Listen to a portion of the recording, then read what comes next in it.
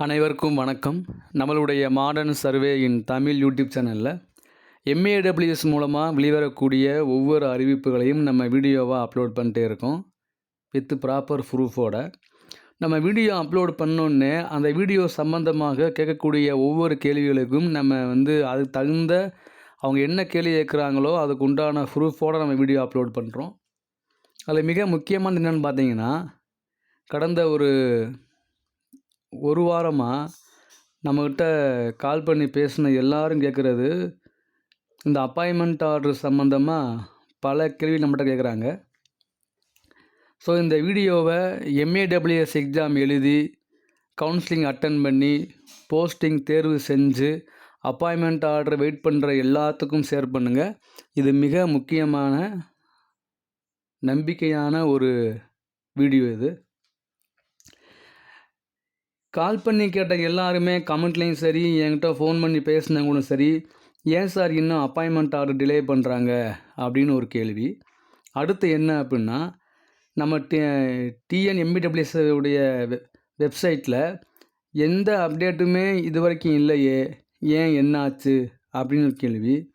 3 என்ன அப்படின்னா, diploma PSTM கேஸ்னால் இந்த எக்ஸாமுடைய அடுத்த கட்ட எல்லா ப்ராசஸுமே ஸ்டாப் பண்ணிட்டாங்கன்னு சொல்கிறாங்களே, அது உண்மையா? இல்லை வேறு வழக்குகள்னால் இது வரைக்கும் எடுத்த கவுன்சிலிங், இன்டர்வியூ அது எல்லாத்தையுமே கேன்சல் பண்ணிவிட்டு புதுசாக இன்டர்வியூ வைக்க போகிறாங்களாமே, அது உண்மையா?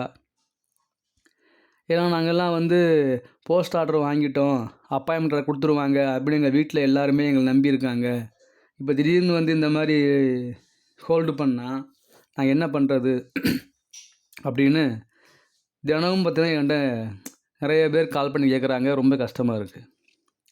இந்த மாதிரிலாம் யாரும் உங்களுக்கு சொல்கிறான்னு கேட்டால் அவங்க சொல்கிறாங்க, இல்லை சார் எங்களுக்குன்னு ஒரு குரூப் இருக்குது, அந்த குரூப்பில் போடுறாங்க. அப்போ தான் தெரியும் எனக்கு, ஏற்கனவே பல குரூப்புகள் இருக்குது. இந்த எம்ஏடபிள்யூஎஸ் சம்மந்தமாக இந்த MAWS JDO group, MAWS JE group, MAWS AE group, MAWS sanitary inspector group, MAWS DA group அப்படின்னு பல குரூப்புகள் இருக்கலாம். ஒரு குரூப்பில் ஒரு பதிவு போடுறாங்க அப்படின்னா அந்த அந்த அந்த குரூப்பில் உள்ளவங்க இதுக்கு என்ன ப்ரூஃப்னு கேட்டு பாருங்கள். அது ப்ரூஃபே இருக்காது. எம்ஏடபிள்யூஎஸ் சம்மந்தமாக வெளிவரக்கூடிய எல்லா சும்மா வாயில் போகும்போது சொல்கிற எதுக்குமே ப்ராப்பர் ப்ரூஃப் கிடையாது. இந்த எக்ஸாமை ஹோல்டு பண்ணிட்டாங்க, எக்ஸாம் ப்ரொசீஜரை ஸ்டாப் பண்ணிட்டாங்க அப்படின்னு யார் என்ன சொன்னாலும் அதுக்கு ப்ராப்பர் ப்ரூஃப் கேளுங்க. இந்த பாருங்கள், கோர்ட் ஆர்டர் இருக்கும்பாங்க. கோர்ட்டு சொல்கிற எல்லாத்தையுமே டிபார்ட்மெண்ட் கேட்டுருவாங்களா? அதை புரிஞ்சுக்கணும். இப்போ கோர்ட்டு ஒரு எக்ஸாமை நிப்பாட்டுங்கிறாங்க, உடனே அதை டிபார்ட்மெண்ட்டை உடனே கேட்டு நிப்பாட்டிடுவாங்களா? அவங்க சைடு உள்ள நியாயங்களை சொல்கிறதுக்கு அப்பீல் போவாங்க. அது உங்களுக்கு தெரியுமா உங்களுக்கு? அதனால் கோர்ட்டினுடைய ஆர்டரை வச்சே நம்ம நிப்பாட்டிட்டாங்க, ஸ்டே வாங்கிட்டாங்க சொல்லக்கூடாது. அந்த டிபார்ட்மெண்ட்டில் என்ன நடக்குது அப்படின்னு உங்களுக்கு தெரியுமா? நம்மளால் கேட் வரைக்கும் போக முடியும், கேட்டுக்குள்ளே போக முடியுமா நம்மளால்? நீங்களாம் ஒரு குரூப்புக்குள்ளே எந்தையாவது ஒன்றை போட்டு விடுறது, அதை மற்றவங்க பார்த்து ஃபீல் பண்ணுறது, இது எதுவுமே தேவையில்லை. நம்ம இப்போ சொல்கிற பாயிண்ட்டு தான் மிக முக்கியமான ஒரு பாயிண்ட்டு, ஞாபகம் வச்சுங்க. எம்ஏடபிள்யூஎஸ் எக்ஸாம் முடிஞ்சு போஸ்ட் ஆர்டர் வாங்கின எல்லாருக்கும் சொல்கிறேன், கேட்டுக்கங்க. தேர்வு செஞ்சது தான், அதில் எந்த மாற்றம் கிடையாது. யாரும் பயப்பட தேவையில்லை. திரும்பியும் கவுன்சிலிங் வைப்பாங்க, திரும்பியும் இன்டர்வியூ வைப்பாங்க, திரும்பியும் ரேங்க் லிஸ்ட் விடுவாங்க அப்படின்லாம் எதுவும் கிடையாது. தேர்வு பண்ணவங்க தான் அவங்களுக்கான அப்பாயின்மெண்ட் ஆர்டர் கூடிய விரைவில் கொடுப்பாங்க அப்படின்னு அவங்க ப்ராப்பராக இன்ஃபார்ம் பண்ணியிருக்காங்க. அதனால் யாரும் பயப்பட தேவையில்லை. அடுத்து என்ன அப்படின்னா, கேஸ்னால் ஸ்டே வாங்கியிருந்தா அப்படின்னு சொல்கிறாங்க இல்லையா, பல குரூப்பில் சில பேர் சும்மா இருக்காமல் போட்டு விட்றாங்க இல்லையா, அவங்க சொல்லுங்கள். கேஸ்னால் ஸ்டே வாங்கியிருந்தா அவங்க வெப்சைட்டில் ப்ராப்பராக போட்டுருவாங்க. எப்படி போடுவாங்க அப்படின்னா, சானிட்டரி இன்ஸ்பெக்டருடைய தேர்வு முடிவு வராதப்ப அவங்களே போட்டாங்க இல்லையா வெப்சைட்டில். இந்த மாதிரி மதுரை ஹைகோர்ட்டில் உள்ள தேர்வுனால் சானிட்டரி இன்ஸ்பெக்டருடைய ரிசல்ட் என்ன பண்ணுறோம், ஹோல்டு பண்ணுறோம் அப்படின்னு போட்டாங்க இல்லையா இவங்க. அதே மாதிரி எம்ஏடபிள்யூஎஸ்ஸு ஏதாவது கேஸ் சம்மந்தமாக இந்த ப்ராசஸ் ஸ்டாப் பண்ணுறதா இருந்தால் அவங்க ப்ராப்பராக வெப்சைட்டில் அப்லோட் பண்ணுவாங்க. அதுக்கு எக்ஸாம்பிள் தான் சானிட்டரி இன்ஸ்பெக்டருடைய இது. அவங்க ப்ராப்பராக இன்ஃபார்ம் பண்ணியிருந்தாங்க. ஓகேங்களா? அதே மாதிரி தான் டிஎன்பிஎஸ்சி இதை தான் ஃபாலோ பண்ணுறாங்க. ரோடு இன்ஸ்பெக்டரோ, மோட்டார் வெஹிக்கிள் இன்ஸ்பெக்டரோ, குரூப் 1, குரூப் 2 எந்த எக்ஸாமாக இருந்தாலும் அதோட அடுத்த ப்ராசஸை ஸ்டாப் பண்ணுற மாதிரி இருந்தால் அவங்களுடைய லாகின்ல வெப்சைட்டில் ப்ராப்பராக இன்ஃபார்ம் பண்ணிடுவாங்க. இதுவரைக்கும் அப்படி எதுவுமே அவங்க இன்ஃபார்ம் பண்ணவே இல்லை.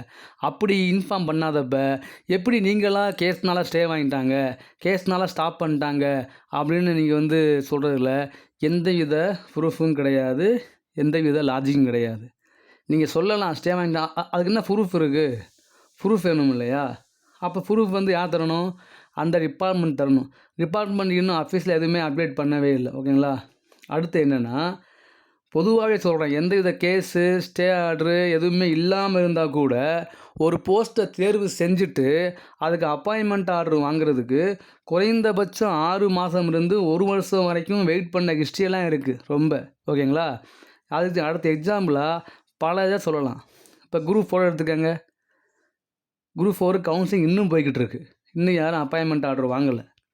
அதே மாதிரி இது வரைக்கும் லாஸ்ட்டில் நடந்த சர்வே எக்ஸாமுக்கெல்லாம் எக்ஸாம் எழுதி முடிச்சுட்டு போஸ்டிங் வாங்குறதுக்கு 6 மாதம் வரை வெயிட் பண்ணாங்க. அதே வருஷம் வெளிவந்த ஏஇ எக்ஸாமுடைய ரிசல்ட்டு 23 வெளிவந்த ஏஇ எக்ஸாமுடைய ரிசல்ட்டில் போஸ்ட் ஆர்டர் வாங்கிட்டு அப்பாயின்மெண்ட் ஆர்டர் வாங்குறதுக்கு 1 வருஷமாக வெயிட் பண்ணாங்க. அது அவங்க தெரியும் அவங்களுக்கு. அதனால் ஒரு இந்த வழக்கும் இல்லாமையே எந்த விதமான இதுவும் இல்லாமையே ஃபீல்டு சர்வேயர் எக்ஸாமில் கடந்த முறை தேர்வு எழுதி அப்பாயின்மெண்ட் ஆர்டர் வாங்குறதுக்கு 6 மாதம் வரையும் வெயிட் பண்ணாங்க. அப்பாயின்மெண்ட் ஆர்டர் வாங்கின பிறகும் ஜாயின் பண்ணுறதுக்கு டைமிங் இருக்குது. அதனால் வழக்கு இருந்தாலும் இல்லாட்டிலும் டிபார்ட்மெண்ட்டுடைய ஒர்க் இருக்கு இல்லையா, அந்த டிபார்ட்மெண்ட்டில் என்ன ஒர்க்கு போய்கிட்டு இருக்கு, அந்த டிபார்ட்மெண்ட்டில் என்ன இது, டிபார்ட்மெண்ட்டினுடைய பணிகளும் பாதிக்கக்கூடாது. புரிஞ்சுங்களா? டிபார்ட்மெண்ட்டுக்குன்னு ஒரு ஒர்க் இருக்கும், அந்த ஒர்க்கும் பாதிக்கக்கூடாது. மேற்கொண்டு எக்ஸ்ட்ரா ஒர்க்கான இந்த எம்ப்ளாய்மெண்ட்டை ஃபில்லப் பண்ணுறாங்களாங்க, அந்த ஒர்க்கும் பாதிக்கக்கூடாது. அப்படிங்கும்போது ரெண்டுமே ஈக்குவலாக பண்ணும்போது கொஞ்சம் ஏதாவது ஒன்று என்ன செய்யும், ஒன்று பாதிக்கும். ஓகேங்களா? அதனால் கொஞ்சம் ஸ்லோவாக இருக்கலாம். அதுக்காண்டி நம்ம உடனே ஸ்டாப் பண்ணிட்டாங்க, ஹோல்டு பண்ணிட்டுங்கிற எந்த விதமான லாஜிக்கும் கிடையாது. அதனால் உங்கள் குரூப்பில் யாராவது இந்த மாதிரி சொன்னாங்கன்னா நீங்கள் ஒன்றும் இல்லை, இதுக்கு நீங்கள் சொல்கிறீங்களே, அதுக்கு என்ன ப்ரூஃப்னு கேளுங்க. அவங்க ரிப்ளை பண்ண மாட்டாங்க. அப்படி ப்ரூஃப் இருக்கா எனக்கே அனுப்புங்க, நானே வீடியோ போடுறேன், என்னப்பா ஆகிப்போச்சு. ஓகேங்களா? ஸோ முறையான அப்டேட் எம்ஏடபிள்யூஎஸ் டிபார்ட்மெண்ட்டு மட்டுக்கும் தான் தெரியும். மற்ற எந்த சேனலுக்குமே எந்த சென்டருக்குமே தெரியாது. யாராவது ஏதாவது உங்களுக்கு சொன்னாங்கன்னா அதுக்கு ப்ராப்பர் ஆதாரம் கொடுங்க அப்படின்னு கேளுங்க. இல்லையா அதை விட்டுருங்க. நீங்கள் எதுக்கு குரூப்பில் ஏதாவது ஒன்று போட்டோன்னே அப்படி கன்ஃபியூஸ் ஆகுறீங்க? நீங்கள் எக்ஸாம் எழுதியிருக்கீங்க, பாஸ் ஆகிட்டீங்க, கவுன்சிலிங் போயிருக்கீங்க, போஸ்ட் தேர்வு பண்ணிட்டீங்க, கண்டிப்பாக உங்களுக்கு போஸ்டிங் கிடைக்கும். அதை மட்டும் நீங்கள் மனசில் வச்சுக்கோங்க. இதை உங்களுக்கு இது பண்ணுறக்கா சொல்லலை, கண்டிப்பாக உங்களுக்கு போஸ்டிங் கிடைக்கும். அதில் எந்த விதமான மாற்றமும் கிடையாது. யார் என்ன சொன்னாங்க குரூப்பில் நீங்கள் ஒன்றும் ஃபீல் பண்ணாதீங்க. அப்பாயின்மெண்ட் ஆர்டர் வாங்க கொஞ்சம் டைம் ஆகுது, அவ்வளோதான். அதுக்காண்டி நீங்கள் எக்ஸாம் எழுதி ரிசல்ட் வர்றதுக்கு நீங்கள் எவ்வளோ நீங்கள் இவ்வளோ எதிர்ப்பீங்க. அதே மாதிரி அப்பாயின்மெண்ட் ஆர்டர் வாங்குறதுக்கும் வெயிட் பண்ணுங்கள். அதானே, அப்பாயின்மெண்ட் ஆர்டர் தரது ஈஸியான வேலையாக யோசித்து பாருங்க, கிடையாது. மொத்தம் 2500 பேர் இருக்காங்க. 2500 பேர்த்துக்கு அப்பாயின்மெண்ட் ஆர்டர் தரணும்னா சிஎம் தலைமையில் ஒரு கிராண்டாக ஒரு பெரிய ஃபங்க்ஷன் வச்சு வாங்குறாங்களா, இல்லை ஒரு குறிப்பிட்ட பேருக்கு மட்டும் சிஎம் கையில் அப்பாயின்மெண்ட் ஆர்டர் கொடுத்துட்டு மீதி பேர்த்துக்கு எந்தெந்த மாவட்டங்களில் நீங்கள் தேர்வு பண்ணீங்களோ அந்தந்த மாவட்டங்களில் உங்களை ஜாயின் பண்ண சொல்கிறாங்களா அப்படின்னு அதுக்கு வேறு இது இருக்குது. கண்டிப்பாக இதை இவ்வளோ பேர்த்த இப்போ கடந்த முறை அந்த எஃப்எஸ் எக்ஸாமெல்லாம் எல்லாருமே சென்னை போய் அப்பாயின்மெண்ட் ஆர்டர் வாங்கினாங்க. அதே மாதிரி பண்ணுறாங்களா அப்படின்னு அந்த டிபார்ட்மெண்ட் தான் முடிவு பண்ணுவாங்க. யாரோ என்ன சொல்கிறாங்க அப்படின்ட்டு நீங்கள் இதை ஸ்டாப் பண்ணிட்டாங்க அப்படின்னு ஃபீல் பண்ண வேண்டிய அவசியம் கிடையாது. இன்னொன்று சொல்கிறேன், ப்ராப்பரான ஒரு அப்டேட்டு. சானிட்டரி இன்ஸ்பெக்டர் சம்மந்தமாக ஒரு 100க்கு மேற்பட்ட போஸ்ட் இன்னும் ஃபில்லப் பண்ணாமல் இருக்காங்க.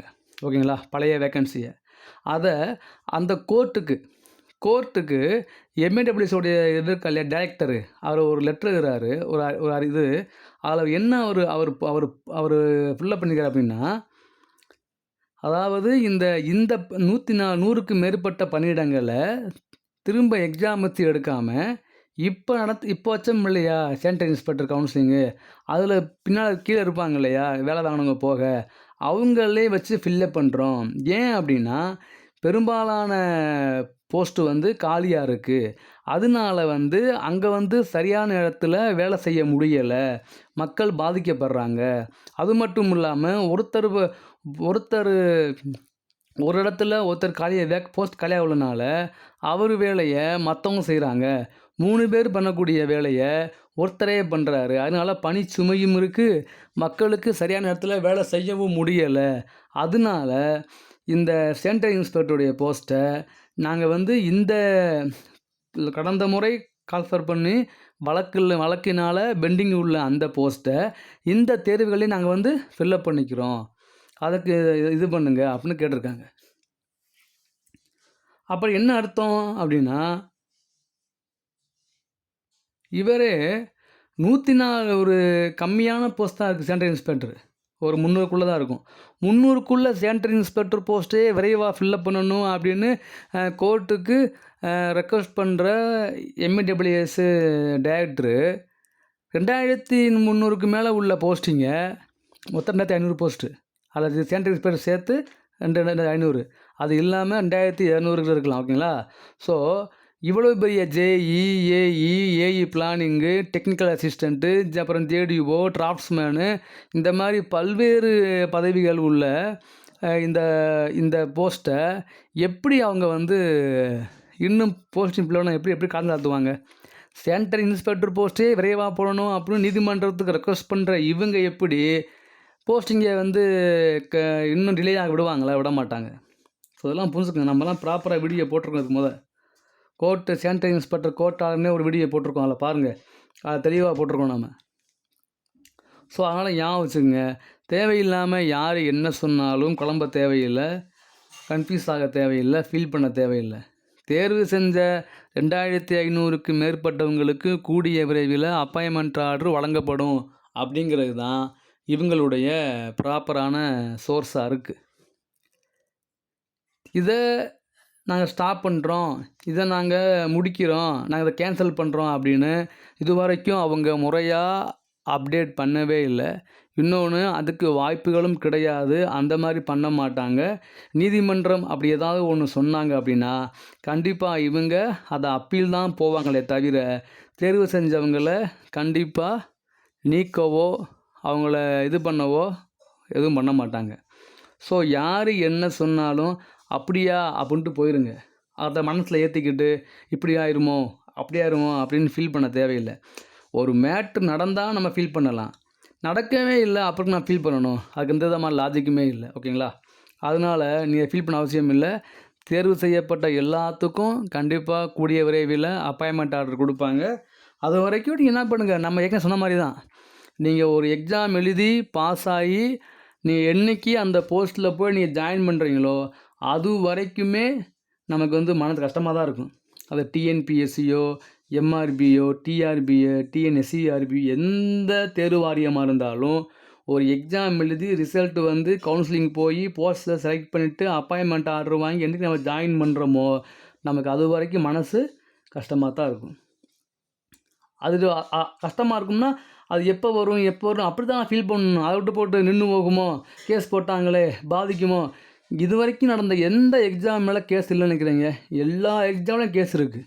குரூப் 4, குரூப் 1, குரூப் 2, அப்புறம் எஸ்ஐ எக்ஸாமு, அப்புறம் வந்து டிஆர்பி எக்ஸாமு அப்படின்னு வழக்கு இல்லாத எக்ஸாமே கிடையாது. இனி அடுத்து தேர்வு வந்தாலும் வழக்கு போடத்தான் செய்வாங்க.